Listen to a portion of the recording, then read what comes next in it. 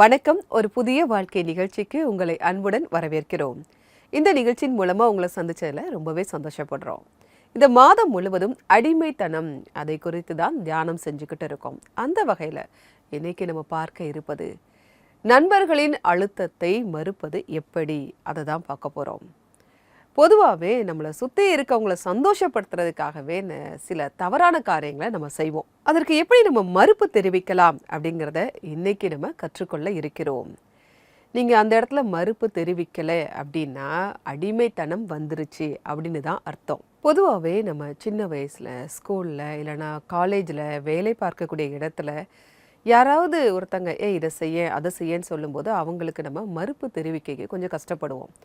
நம்ம பாஸ்லாம் ஏதோ ஒரு வேலை செய்ய சொல்கிறாங்க, ஒரு பார்ட்டிக்கு கூப்பிட்றாங்க அப்படின்னா நமக்குள்ள ஒரு எண்ணம் வரும். ஐயோ, நம்ம முடியாதுன்னு சொன்னால் நம்மள வந்து தப்பாக நினச்சிப்பாங்களோ, ஃப்யூச்சரில் நம்மளுடைய ஏதாவது ஒரு பதவி உயர்வுக்கு இது ஒரு தடையாக வருமோ அப்படின்னு ஒரு அழுத்தம் நம்மளுக்குள்ளே வருது. இந்த அழுத்தத்தை பற்றி நம்ம பேசும்போது நமக்கு ஆதியாகமத்தில் வரக்கூடிய யோசேப்பு தான் என் ஞாபகத்துக்கு வர்றாரு. ஒரு தவறான செயல் செய்ய சொல்லி அவர்கிட்ட வரும்போது, அந்த காரியம் வரும்போது அவர் அந்த இடத்த விட்டு ஓடி போயிருந்தாரு அப்படிங்கிறத பார்க்குறோம். நாமும் கூட ஏதோ ஒரு தவறான செயலுக்குள்ளே நமக்கு ஒரு அழுத்தம் வருது, இதை நீங்கள் செஞ்சுதான் ஆகணும் அப்படின்னு ஒரு அழுத்தம் வரும்போது முடிஞ்ச அளவு நீங்கள் அதை செய்யாமல் இருக்கணும். ஒரு கட்டத்துக்கு மேலே அந்த இடத்த விட்டு நீங்கள் ஓடி போகிறது ரொம்ப நல்லது.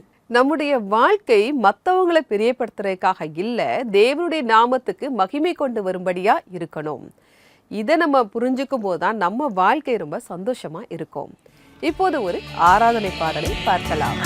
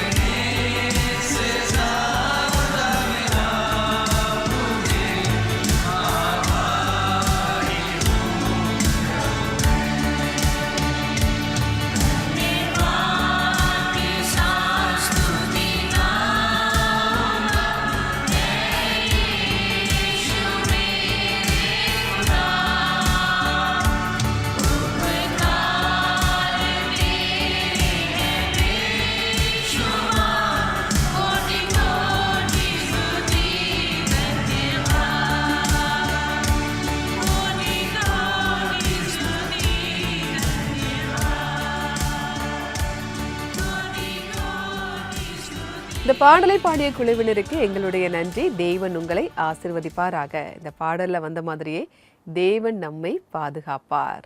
கடந்த 20 வருடமா இந்த நிகழ்ச்சியை உங்களுக்காக வழங்க தேவன் உதவி செஞ்சிருக்கார். அதனால தேவனுக்கு நன்றி.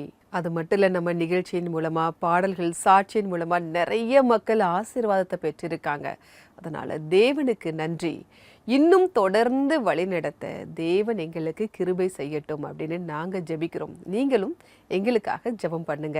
ஒரு புதிய வாழ்க்கை குடும்பத்தின் ஒரு அங்கத்தினர் ஆகணும் அப்படின்னா நீங்கள் எங்கள் வெப்சைட்டை விசிட் பண்ணுங்கள். எங்களுடைய வெப்சைட் www.cbnindia.org. அது மட்டும் இல்லை, நீங்கள் பெற்ற ஆசீர்வாதங்களை எங்களுக்கு தெரியப்படுத்துங்க. உங்களுடைய கருத்துக்கள் எதுவாக இருந்தாலும் எங்களுக்கு நீங்கள் தெரியப்படுத்துங்க. CBN இந்தியா யூடியூப் சேனலில் இன்றைய எபிசோடின் கமெண்ட் செஷனில் பதிவு பண்ணலாம். உங்கள் மெசேஜுக்காக நாங்கள் காத்துக்கிட்டு இருக்கோம். இன்னைக்கு நண்பர்களின் அழுத்தத்தை மறுப்பது எப்படி அப்படின்னு பார்த்துட்ருக்கோம். சில நேரம் நம்ம நண்பர்களுடைய அழுத்தத்தின் காரணமாக சில தவறான காரியங்களை நம்ம செய்கிறோம். இப்போ நம்ம அப்படிப்பட்ட ஒரு சாட்சியை தான் பார்க்க இருக்கிறோம். கோலு அவங்கள தான் நம்ம சந்திக்க போகிறோம். இவங்களுடைய நட்பின் காரணமாக இவங்க போதை பழக்கத்திற்கு அடிமையாயிருக்காங்க. பிறகு எப்படி அதுலேருந்து மீண்டு வந்தாங்க, ஒரு புதிய வாழ்க்கை பெற்றுக்கொண்டாங்கன்னு அவங்க சொல்கிறாங்க. வாங்க பார்க்கலாம். அந்த நேரத்துல எனக்கு சொல்றதுக்கோ சொல்லி தர்றதுக்கோ யாருமே கிடையாது. நான் எப்படி இந்த உலகத்தை பார்த்தனோ அதை நான் அப்படியே ஏத்துக்கிட்டேன். நாம் யாருடன் இருக்கிறோமோ அவர்கள் நம்முடைய வாழ்க்கையை மிகவும் ஆழமான விதத்தில் மாற்றுவார்கள்.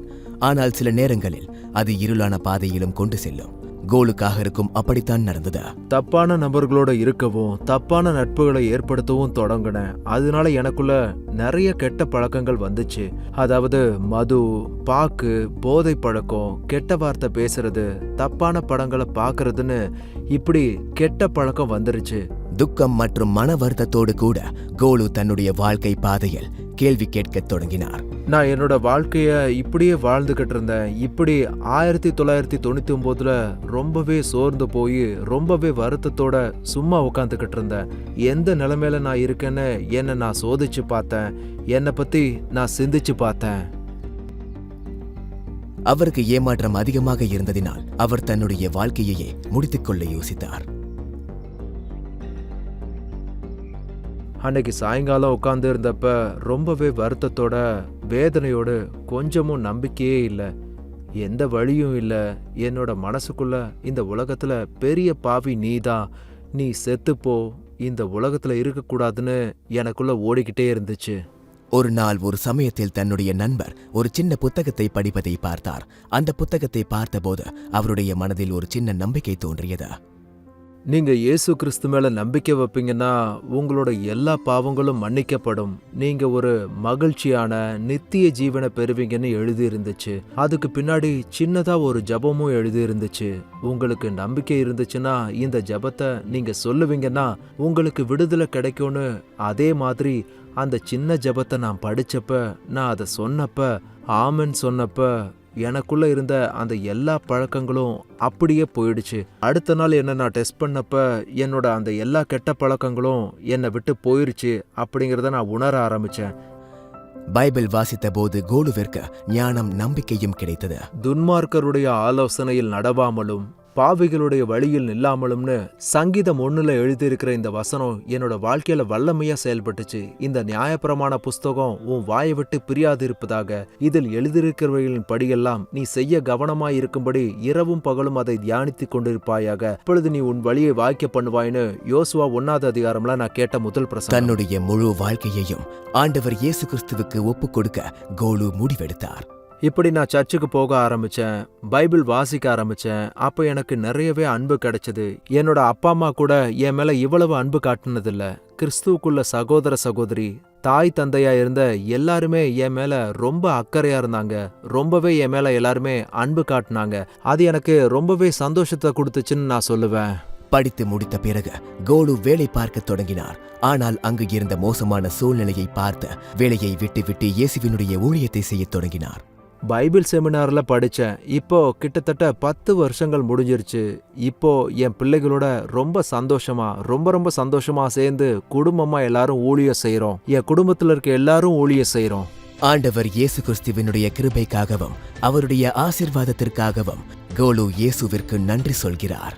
நான் தேவனுக்கு ரொம்ப நன்றி சொல்றேன்.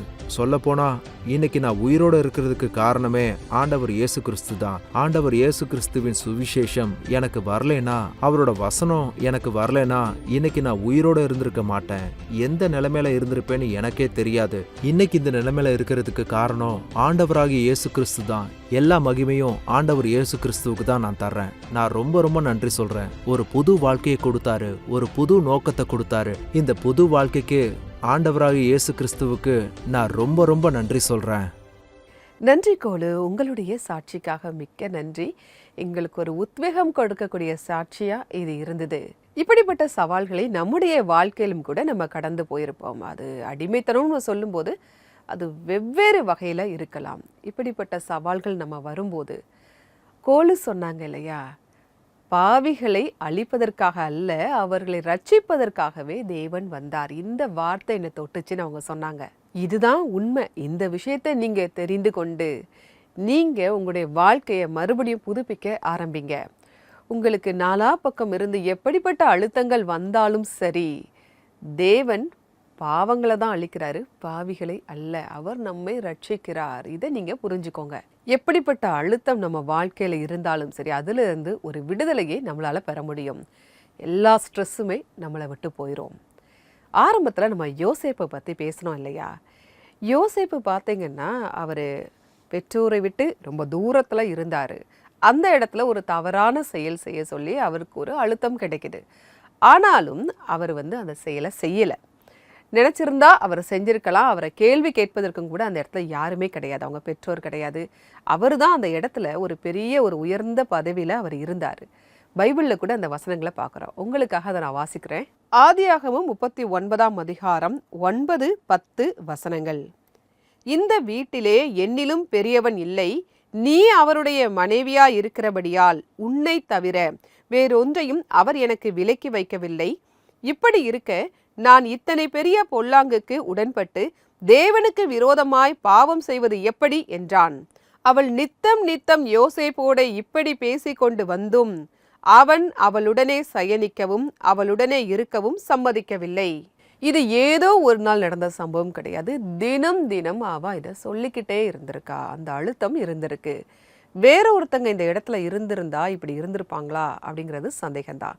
ஆனால் யோசேப்புக்கு தான் யாரு அப்படிங்கிறத அவர் நல்லா புரிஞ்சு வச்சிருந்தாரு. நாமும் கூட அப்படிதான். நம்ம படிக்கிற இடத்துல, வேலை பார்க்கக்கூடிய இடத்துல நமக்கும் கூட இப்படிப்பட்ட அழுத்தங்கள் வரலாம். யாரும் உன்னை பார்க்கல, உங்கள் அப்பா அம்மா பக்கத்தில் இல்லை, அல்லது உங்கள் பாஸ்டர் பக்கத்தில் இல்லை, அல்லது உங்களுடைய முதலாளி பக்கத்தில் இல்லை, நீ இந்த தப்பை செய்யலாம் அப்படின்னு யார் எப்படி உங்களுக்கு அழுத்தம் கொடுத்தாலும் சரி, முதல்ல நீங்கள் யாருங்கிறத நீங்கள் புரிஞ்சுக்கோங்க. யோசேப்பு எப்படி புரிஞ்சிருந்தார் தெரியுமா? தான் ஜீவனுள்ள தேவனை நான் ஆராதிக்கிறவன், அதனால நான் எந்த தப்பும் செய்ய மாட்டேன் அப்படிங்கிறத அவர் புரிஞ்சு வச்சிருந்தார். நாமும் கூட அதையே தான் நினைக்கணும். தேவன் தான் தன்னை உயர்த்தி வைத்திருக்கிறார் அப்படிங்கிறத யோசேப்பு நல்லா புரிஞ்சு வச்சிருந்தாரு. நான் பெரிய பதவியில் இருக்கேன், நான் என்ன வேணாலும் செய்யலாம் அப்படின்னு நம்ம நினைக்கக்கூடாது. தேவனுக்கு பிரியமில்லாத எந்த காரியத்தையுமே நம்ம செய்யக்கூடாது. நம்ம ஜீவனுள்ள தேவனை ஆராதனை செய்கிறவர்கள், அவர் தான் நம்ம உயர்த்தி வைத்திருக்கிறார். இந்த எண்ணம் முதல்ல நமக்குள்ள வரணும். எந்த இடத்துல மறுப்பு தெரிவிக்கணுமோ அந்த இடத்துல நீங்க மறுப்பு தெரிவிக்கணும். ஏன்னா தேவன் நமக்கு அந்த ஞானத்தை தந்திருக்கிறார். ஒருவேளை அந்த இடத்துல நீங்க மறுப்பு தெரிவிக்கல அப்படின்னா அதுக்கு நீங்க அடிமையா மாறிடுவீங்க. அப்படிப்பட்ட அடிமைத்தனத்தில் இருப்பதை தேவன் ஒருபோதும் விரும்புவது கிடையாது. எந்த இடத்துல நோ சொல்லணுமோ அந்த இடத்துல நோ சொல்லணும். இது வேண்டாம் அப்படின்னா அந்த இடத்துல மறுப்பு தெரிவிக்கணும் அப்படிங்கிறத தேவன் நம்ம இடத்துல எதிர்பார்க்கிறார். ஒருவேளை நீங்களோ அல்லது உங்கள் பிள்ளைகளோ இப்படிப்பட்ட ஒரு சூழ்நிலையில் இருக்காங்க, அவங்களுக்காக ஒரு ஜெப உதவி தேவை அப்படின்னா தயங்காமல் எங்களுடைய CBN பிரேயர் லைன் நம்பருக்கு நீங்கள் கால் பண்ணலாம். எங்களுடைய நம்பர் 9910401010. இந்த நம்பருக்கு நீங்கள் வாட்ஸ்அப்பும் அனுப்பலாம். உங்களுக்காக ஜெபிக்க நாங்கள் தயாராக காத்துக்கிட்டு இருக்கோம். இப்போது வருவது ஒரு சிறிய இடைவேளை.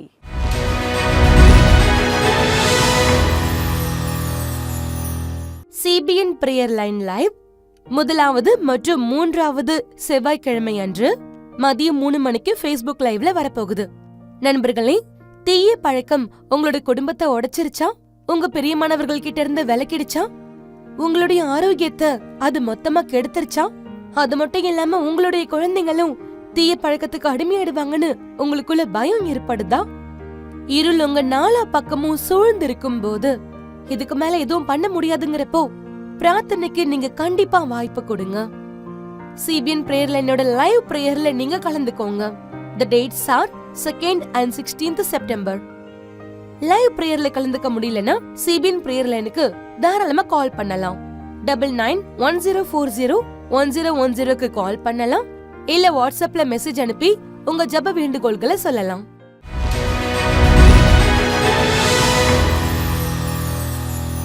வெல்கம் பேக் டு ஒரு புதிய வாழ்க்கை. இன்னைக்கு நாம நம்முடைய நண்பர்களின் அழுத்தத்தை மறுப்பது எப்படி அப்படின்னு பார்த்துட்டு இருக்கோம். பைபிள்ல பிரசங்கி 12ஆம் அதிகாரம் 1ஆம் வசனம் சொல்லுது, உன் வாலிப பிராயத்திலே உன் சிருஷ்டிகரை நினை அப்படின்னு அந்த வசனம் நமக்கு சொல்லுது. வாலிப வயசுல நம்ம தேவனை நினைப்பது ரொம்ப அவசியமா இருக்கு. ஒருவேளை இந்த நேரத்துல நீங்க தேவனை நினைக்காம வேற ஏதாவது காரியங்களுக்கு நீங்க இடம் கொடுக்குறீங்க அப்படின்னா எப்படியாவது நீங்க தேவனுக்குள்ள வாங்க. அவரை நோக்கி நீங்க நினைக்கும் போது, அவருக்கு பிரியமா இருக்கும்போது உங்க வாழ்க்கை நல்லா இருக்கும். ஒருவேளை இன்னைக்கு நீங்க சந்தோஷமா இருக்கிற மாதிரி தெரியலாம், மற்ற காரியங்களை குறித்து நீங்க சந்தோஷப்படலாம். ஆனா ஒரு நாள் வரும், அந்த நாள்ல உங்களை எதுவுமே திருப்திப்படுத்தாது, ஒரு கட்டுக்குள்ள கொண்டு வர மாதிரி கொண்டு போய் விட்டுரும். ஆனா நீங்க தேவனுக்குள்ள இருக்கும்போது அது உங்க வாழ்க்கையில ஒரு விடுதலையை, ஒரு சுதந்திரத்தை தரும். இப்போது ஏதேனும் சந்தேகம் பகுதியை பார்க்கலாம். நீங்க அனுப்பி இருக்கக்கூடிய சந்தேகங்களுக்கு நாங்க பதில் தர போறோம். வாங்க பார்க்கலாம்.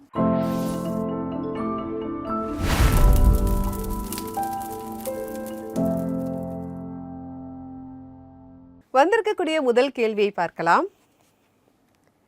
விசுவாசத்தினால் மட்டுமே நாம் நம்முடைய தீய பழக்க அடிமைத்தனத்தை ஜெயிக்க முடியுமா அப்படின்னு ஒருத்தங்க கேட்டிருக்காங்க.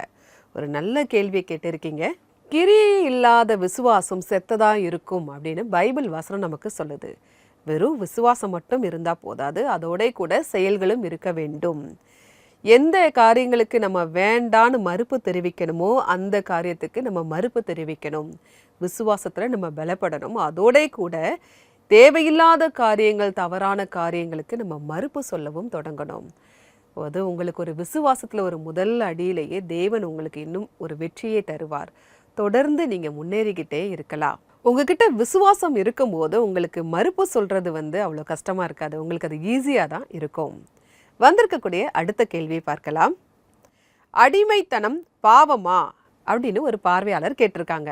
தேவனுடைய கட்டளைகளை மீறுவது, அவருக்கு பிரியமில்லாத காரியங்களை செய்வது, மறுப்பு தெரிவிக்க வேண்டிய காரியங்களுக்கு, தவறான காரியங்களுக்கு நம்ம மறுப்பு தெரிவிக்காம இருப்பது, இது எல்லாமே பாவம்தான். ஏன் அப்படின்னா ஒரு இடத்துல மறுப்பு தெரிவிக்கணும், ஒரு தவறான செயலுக்கு மறுப்பு தெரிவிக்கணும். ஆனால் அந்த இடத்துல நீங்கள் மறுப்பு சொல்லலை அப்படின்னா அதுக்கு நீங்கள் அடிமை ஆயிட்டீங்கன்னு அர்த்தம். இந்த அடிமைத்தனம் தான் நமக்கு பாவமாக மாறுது. அதனால் அதை நம்ம என்றைக்கும் செய்யவே கூடாது. உங்களுடைய சந்தேகத்திற்கு பதில் தந்துட்டோம். ஒருவேளை இந்த நிகழ்ச்சி பார்த்துட்டு இருக்க உங்ககிட்ட இது போன்ற கேள்விகள் இருந்தால் நீங்கள் எங்களுக்கு தெரியப்படுத்தலாம். எங்களுடைய சிபிஎன் பிரேயர் லைன் நம்பர் 9910401010. இந்த நம்பருக்கு நீங்கள் வாட்ஸ்அப்பில் அனுப்பலாம். அப்படி இல்லை அப்படின்னா சிபிஎன் இந்தியா யூடியூப் சேனலில் இன்றைய எபிசோடின் கமெண்ட் செஷன்லையும் பதிவு பண்ணலாம். இப்போது வருவது ஒரு சிறிய இடைவேளை. இடைவேளைக்கு பிறகு சேர்ந்து ஜெபிக்கலாம்.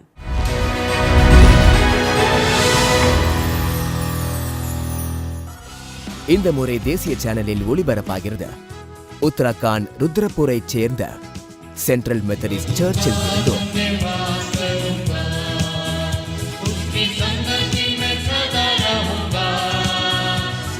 கோத்வார் MECI அர்பன் சங்கத்தில் இருந்தும்,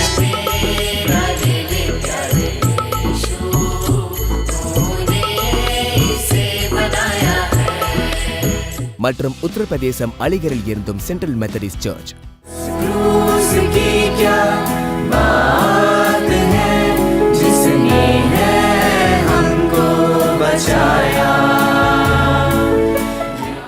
செப்டம்பர் மாதத்தில் நாட்டின் ஒவ்வொரு பகுதிகளிலும் இருந்து இந்த அழகிய பாடல்களை கலர்ஸ் டிவியில் ஒரு புதிய வாழ்க்கை நிகழ்ச்சியில் காணுங்கள். மேலும் கிறிஸ்துவ பாடல்களை கேட்பதற்கு சிபிஎன் இந்தியா யூடியூப் சேனலை இன்றைக்கே சப்ஸ்கிரைப் செய்து கொள்ளுங்கள்.